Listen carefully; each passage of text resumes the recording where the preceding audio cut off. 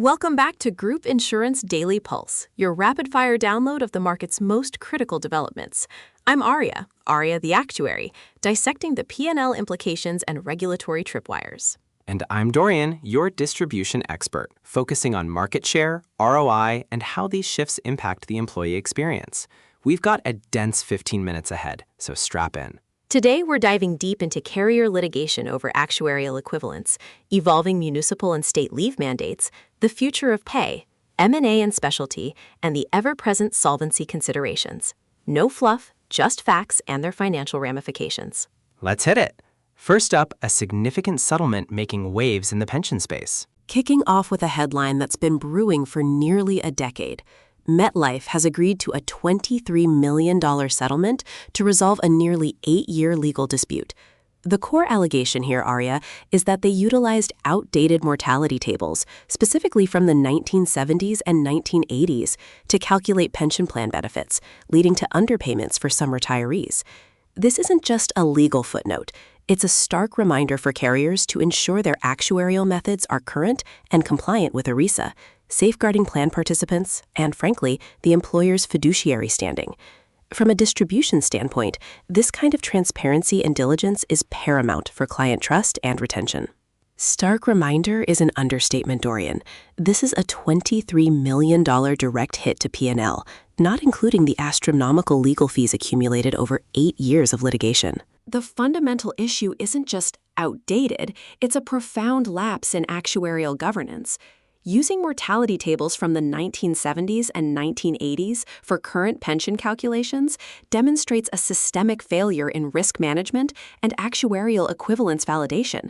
This isn't a complex derivative, it's basic demographic data. My concern immediately turns to the broader industry.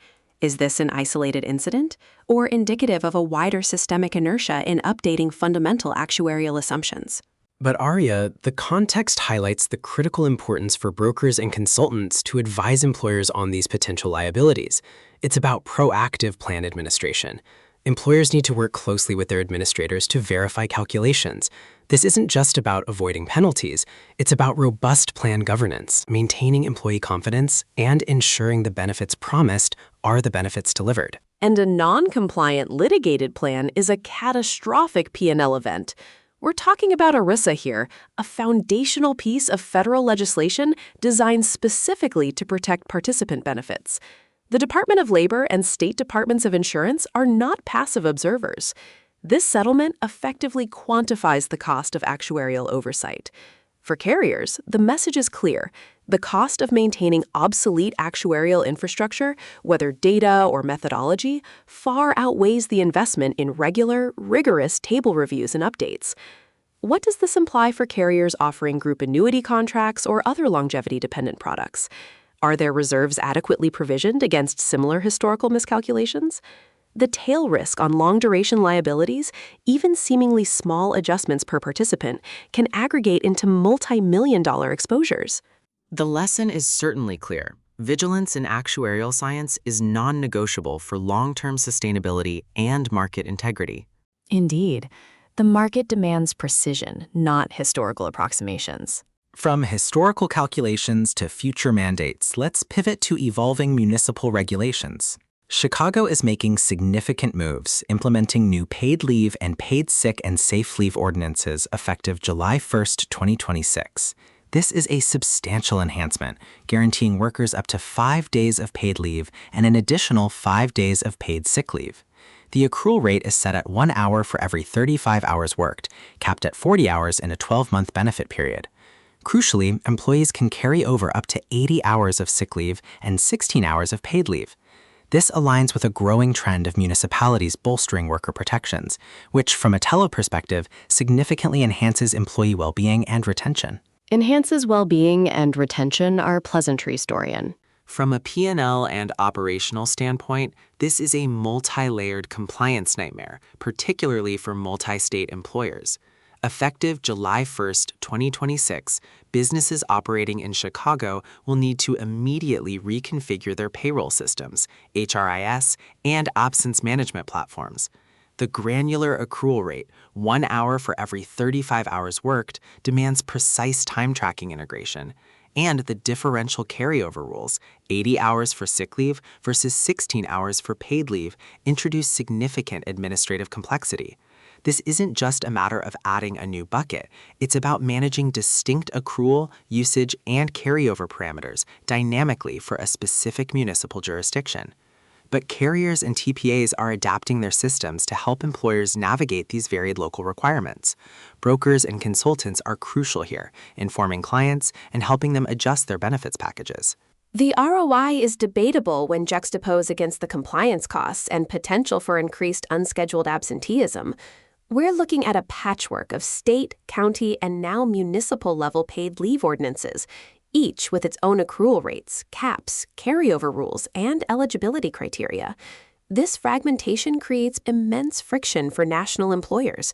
The risk of non-compliance, even inadvertent, is significant, leading to penalties and potential wage claims.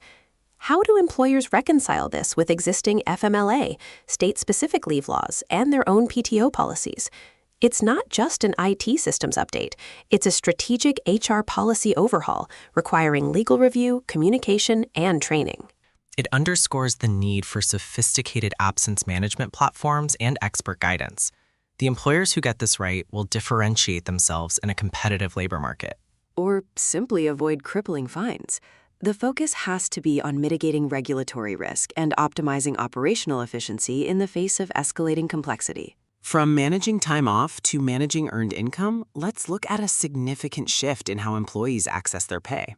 DailyPay is spearheading the Future of Pay initiative, launched on June 9, 2026, advocating for real-time earned wage access, or EWA, as a core employee benefit. This campaign directly challenges the traditional payroll cycle, which, remarkably, has remained largely unchanged since 1938. DailyPay was recently ranked as the top adopted financial wellness employee benefit in a survey of employers using their service.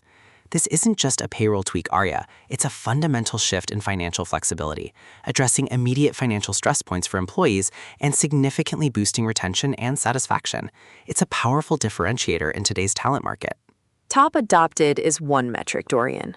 From an actuarial and operational perspective, what are the costs associated with real-time disbursement, system integration, and potential float management?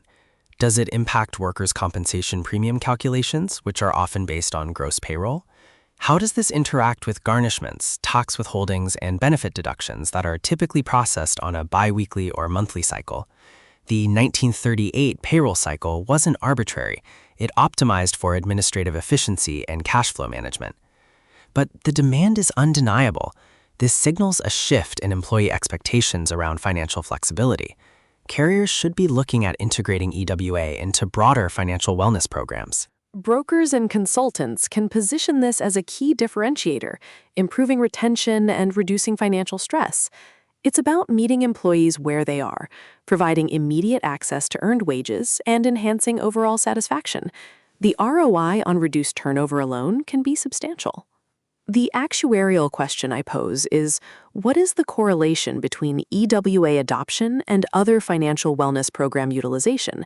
Does it truly reduce long-term financial stress, or does it merely shift the timing of cash flow challenges, potentially masking deeper financial literacy issues?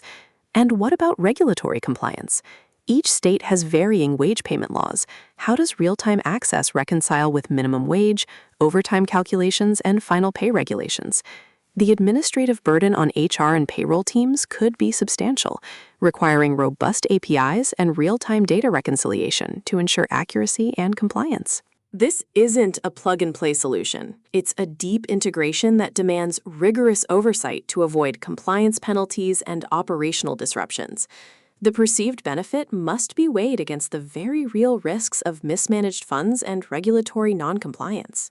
It's certainly a nuanced shift, but one that forward-thinking organizations are embracing to gain a competitive edge in talent acquisition and retention. The market is clearly moving towards more flexible pay structures. The market may be moving, but the regulatory and operational infrastructures are not always as agile. Prudent implementation is key. Speaking of market shifts, let's turn to some strategic M&A activity in the specialty insurance space.